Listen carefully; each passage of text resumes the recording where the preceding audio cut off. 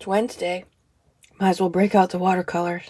Or should I say watercolor books. Hey, it's Care. Welcome to my take at the lake. As promised in a video a couple Wednesdays back, I wanted to share with you some of my favorite watercolor books. I'll show you a real quick clip here of one shelf of my books. This is the bulk of them. It's hard to pick just one that is my favorite. I did grab a few to show you.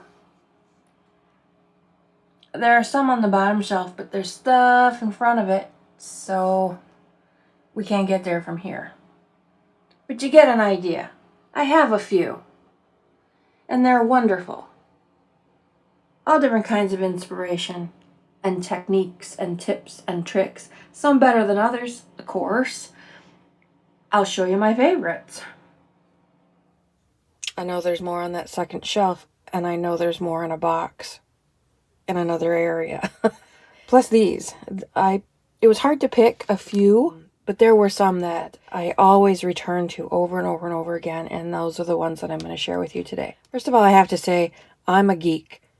I'm one of those people who, when I get a vehicle that's new to me, I read the book that it comes with, or I go online and I read the owner's manual to find out what bells and whistles does it have that my last one didn't, etc.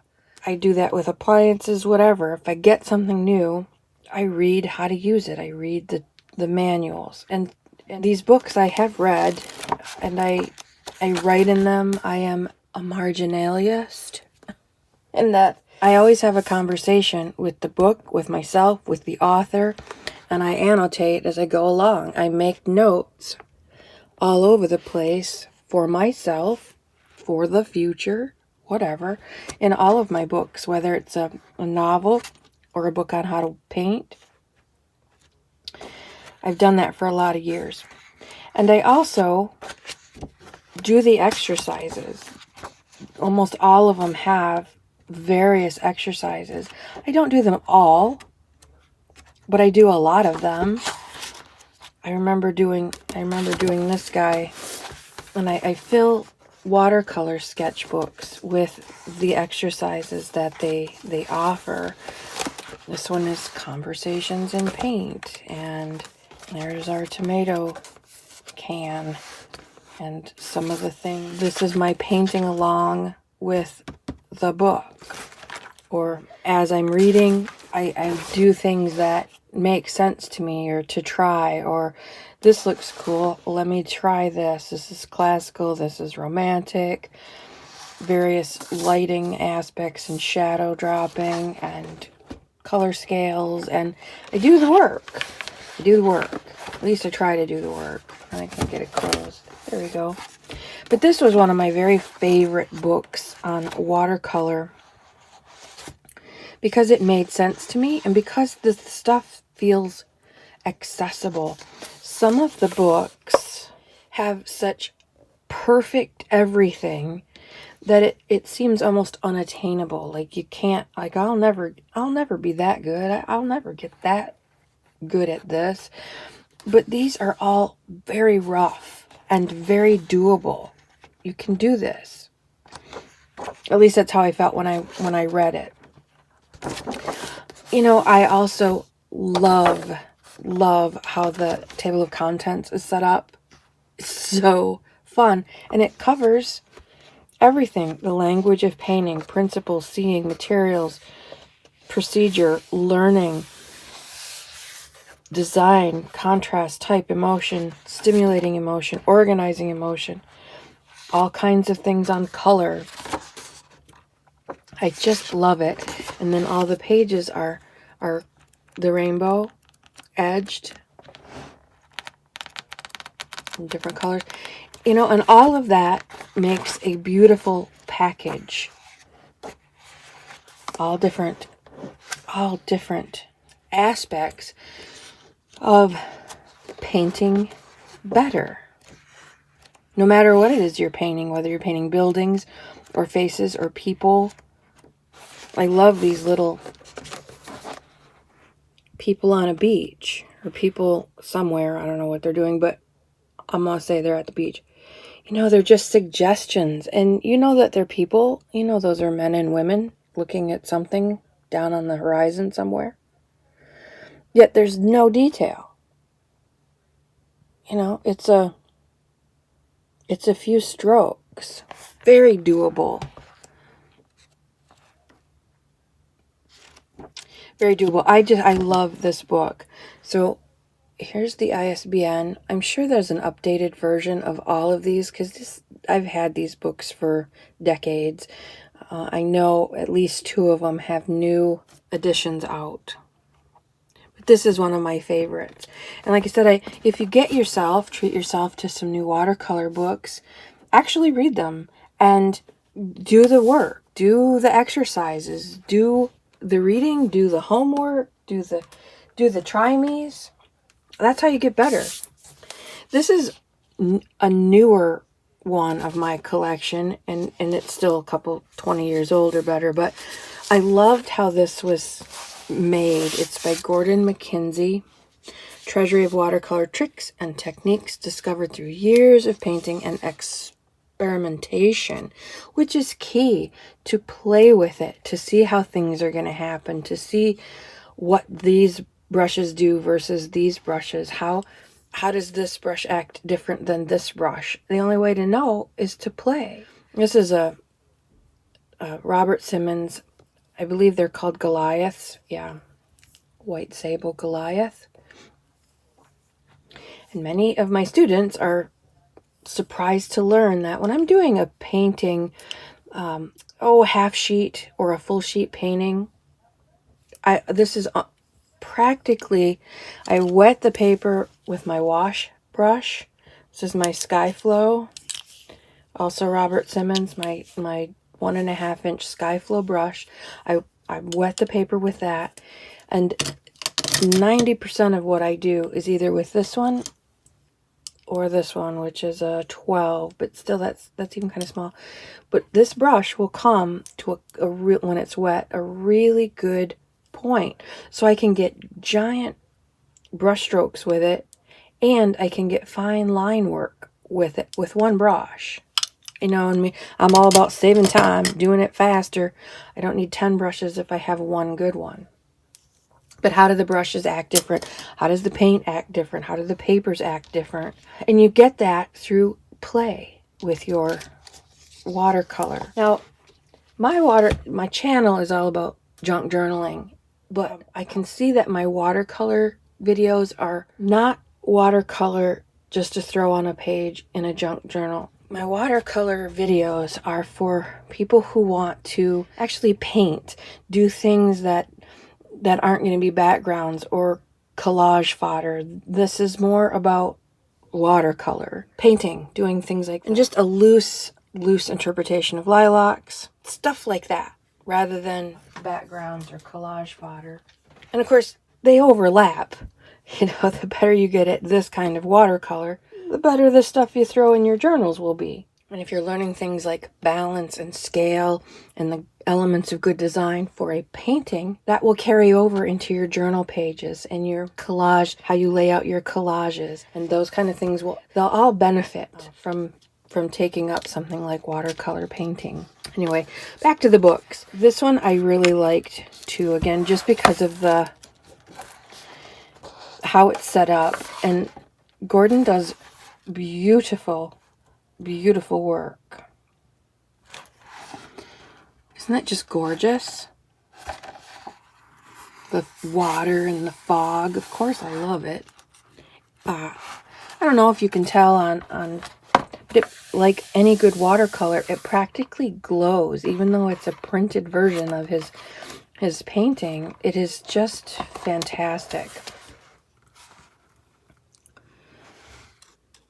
Some dry brushing here and there, and some lifting, and some wet into wet, and some dry brushing. You know, all of those things you learn from these books or taking classes and workshops and whatnot. Most every single book gives you the tool of the trade, their choice of tools, what brushes they use, what paints they use, palettes, papers, etc., that they have come to love over the years. So they give you their best suggestions, which paints to use. And almost every book will go over transparent versus semi-transparent and opaque, staining versus lifting, etc., etc. They almost all will go through those things. And then they give you their painting techniques, things for composition. Did I skip some? Is that it? No, there. Oh, I guess that is it. Putting together your composition, intuition versus planning, to save or not to save, and then how the paints interact. Always giving examples of what it looks like and how to do it.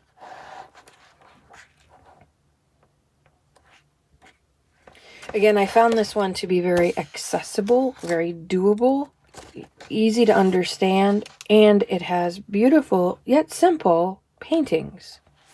I love this one with all the blossoms in it, blooms and bleeds.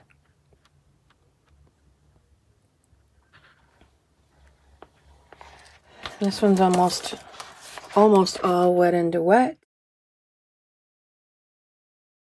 But then he also has some more realistic stuff. And I love the mixture. Things that are pretty realistic and things that have a realistic feel. But when you look at them, they're just really suggestions of things. A little bit of color theory. A little bit of color play. Intense versus delicate versus weathered. We might call it vintage. Different kinds of color palettes. Even some sketching and drawing, inking, if you're going to ink your work after you watercolor it, which is wonderful, or vice versa, ink it first and then throw in some watercolors. Beautiful little book. ISBN.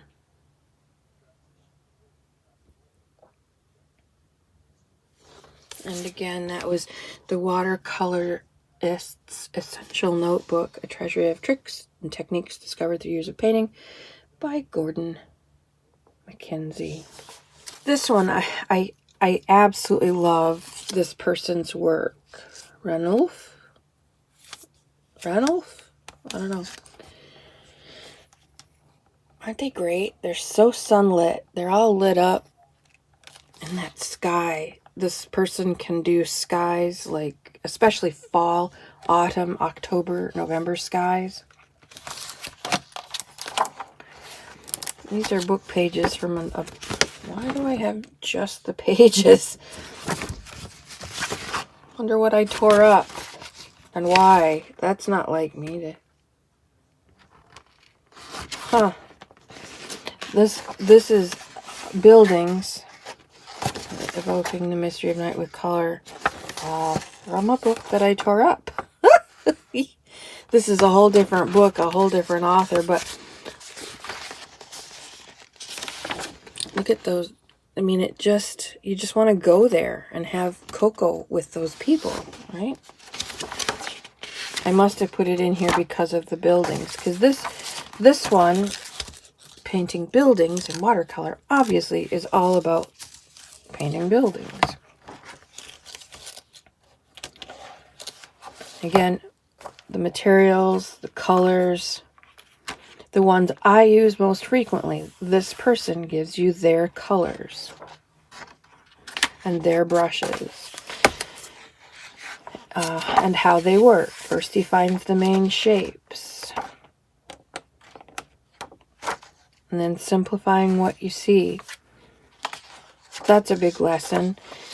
When I taught, a lot of people, of course, bring in reference photos of things that they want to paint, and they want to exactly replicate the photo, which I understand. But sometimes you have to leave the photo behind and do what's right for the painting. So sometimes the photo will look like perspective is out or something is misshapen because of the way the picture was taken. And I would say, but your boat is round and it's supposed to be square. And they'd say, well, that's how it is in the picture. That's true, but we're not painting the picture, we're painting its likeness. And you have to do what's right for the painting. If you paint your boat in the round versus a square boat, it's going to look off in the painting, even though that's what's in the picture. You have to let that go a little bit. And that often means simplifying it. You just want to pull out of your reference photo the things that are most important, not every single little detail, unless you're doing hyperphotorealism. And then, you know, you're all about every single detail times a million. But like this is a brick. Clearly it's a brick building. But he did not paint every single brick, though he did paint a lot of bricks.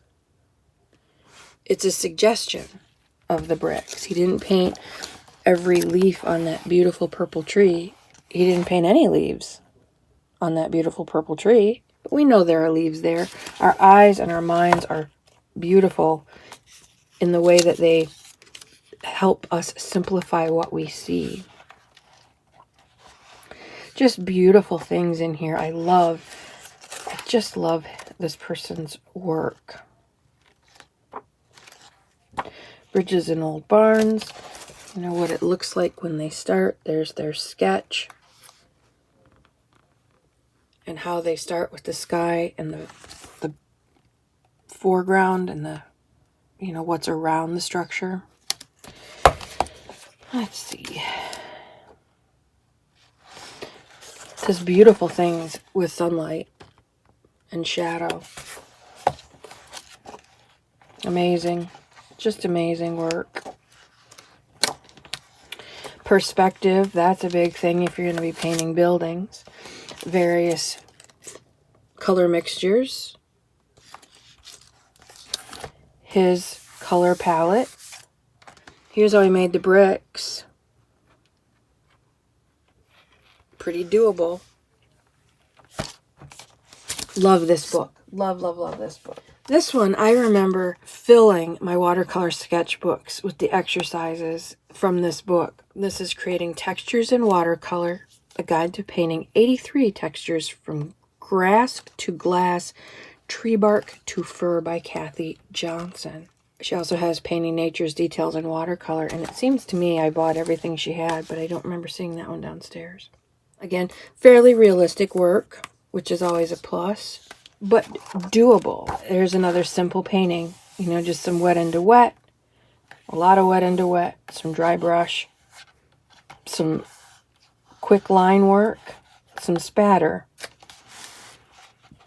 Now you've got this beautiful rainstorm look.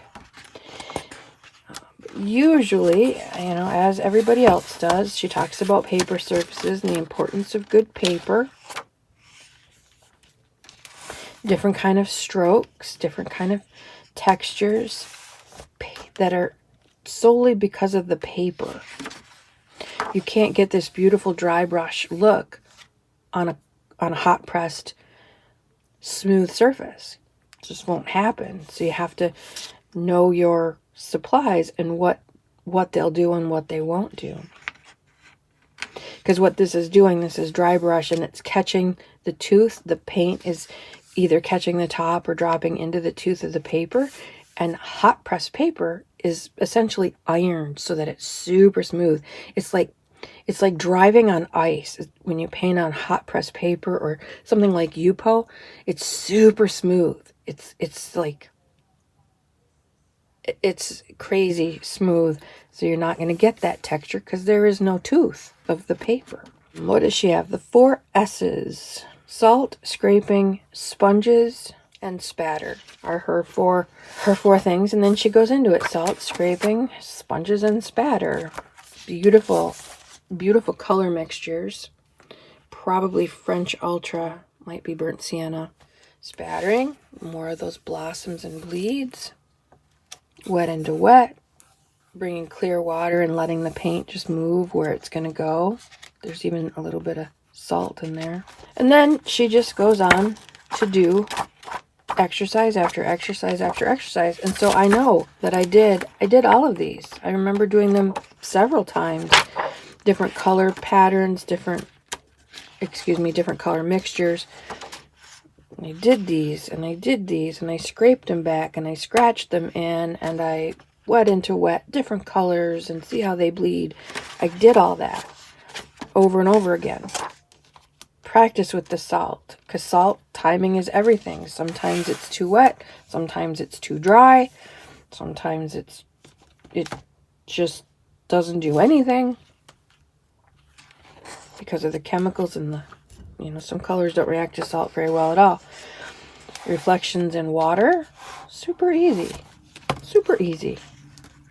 And the super easy, you just add a few things to it and it becomes a little more realistic. And you add a little bit more and it becomes a little more realistic. You build on these simple exercises. And oh yeah, like I said, I filled sketchbook after watercolor sketchbook after watercolor sketchbook of these exercises, all the different times of a tree's life. Winter, spring, summer, fall. Different trees, different shapes. And she shows you how to put it to use in her paintings. These are some beautiful rock formations. Beautiful rocks. Here we go with the buildings.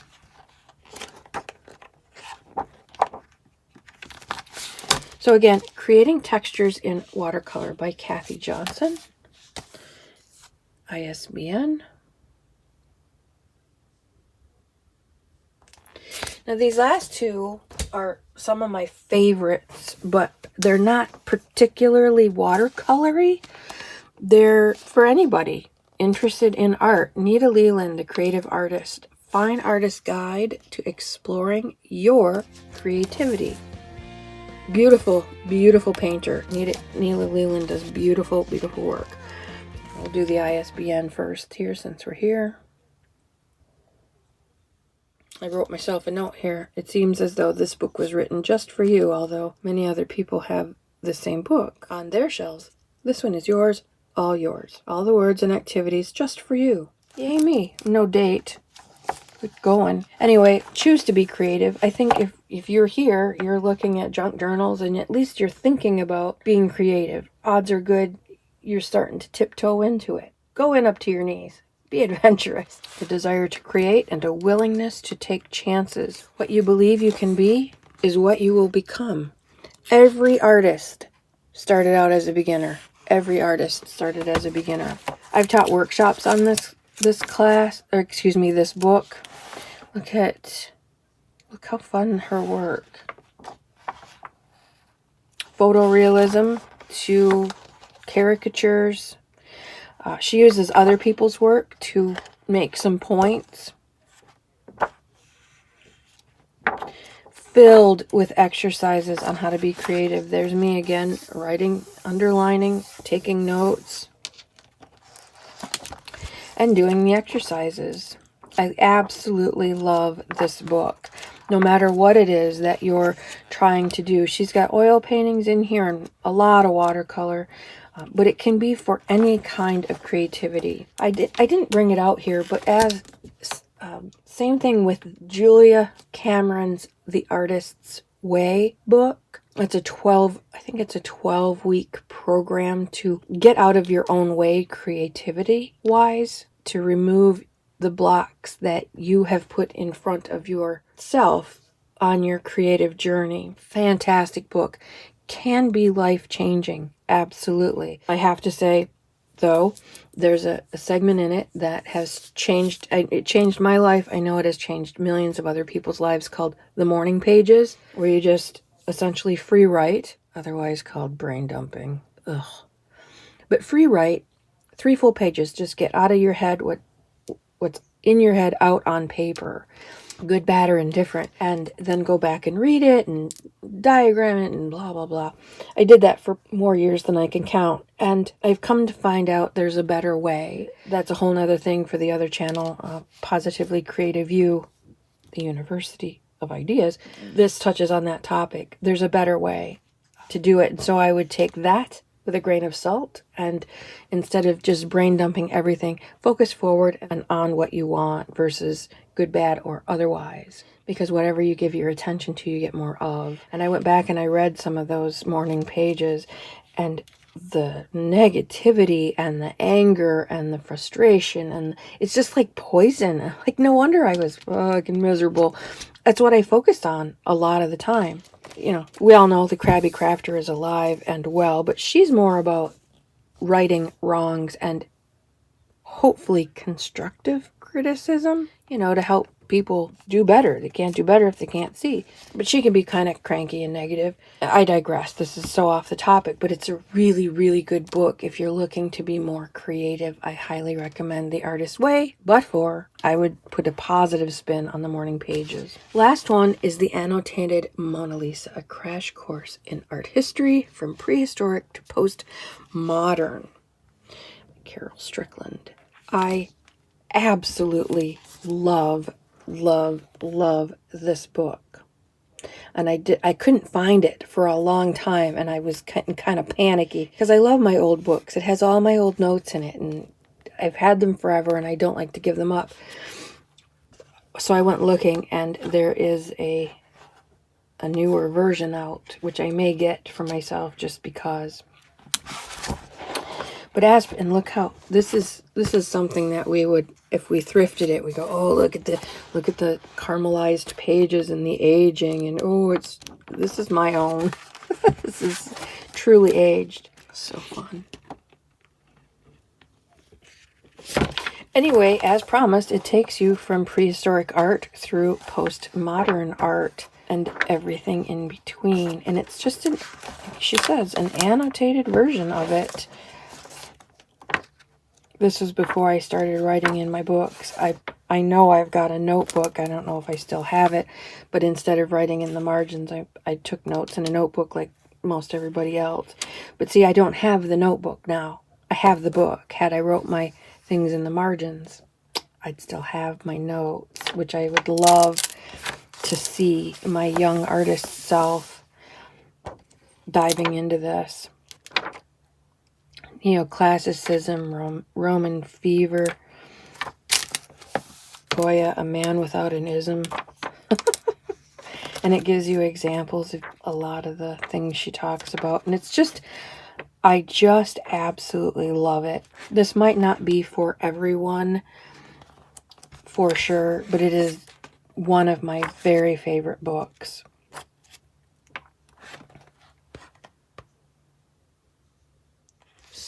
So bright and beautiful. Georgia O'Keeffe is one of my all-time favorite painters, artists, and we used to go to Florida twice a year because my in-laws lived in Fort Myers, and we'd always go to museums, and I got to see some Georgia O'Keeffe's for real. And I was more impressed by that than the Monets. There was also a Monet show there, which was gorgeous and wonderful, and I loved it. But Georgia just lit me up. So much fun to go and see all of these things. So I hope that you find some of these inspirational, and that you perhaps treat yourself to a good book. And of course, you know, YouTube's, oh, how I wish I had YouTube when I was first starting, because it's an endless workshop of brilliant teachers who are willing to share their time and knowledge and expertise with you. Go to workshops. Nothing beats talking to a live person and painting with people and seeing what other people do and how they handle mistakes and what mistakes they make and what successes they have.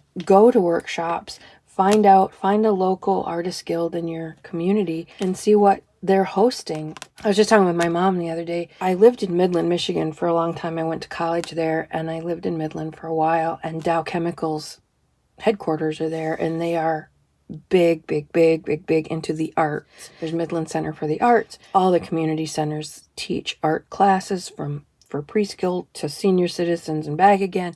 There's just a million different ways that you can treat your creative self in Midland. And we moved up north here to the sticks, and there was nothing. Zero zip nada.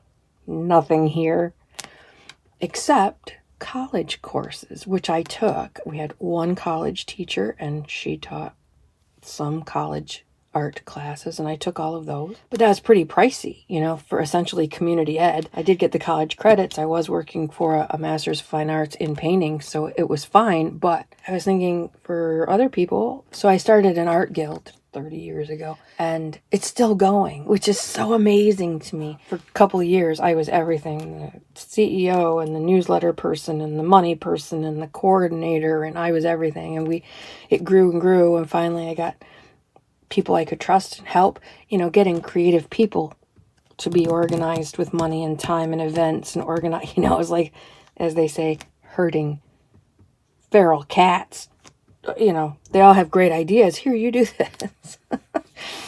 Oh, so that was an adventure, I will say, but it was wonderful, and I'm so pleased that it's still going. And that's why I started it, because there was nothing here. But we brought in artists they'd go over to the other side of the state where all the money is, and they'd go downstate where all the money is. Well, we have money, we'll pay you to come. So we started bringing Helga Flower here, and I can't remember any of the names now.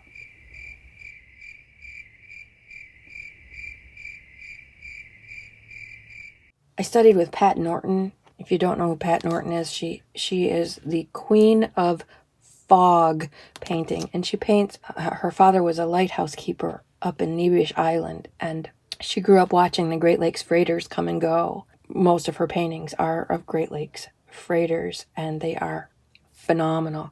And I got to spend a whole week studying with her up at Nebish Island.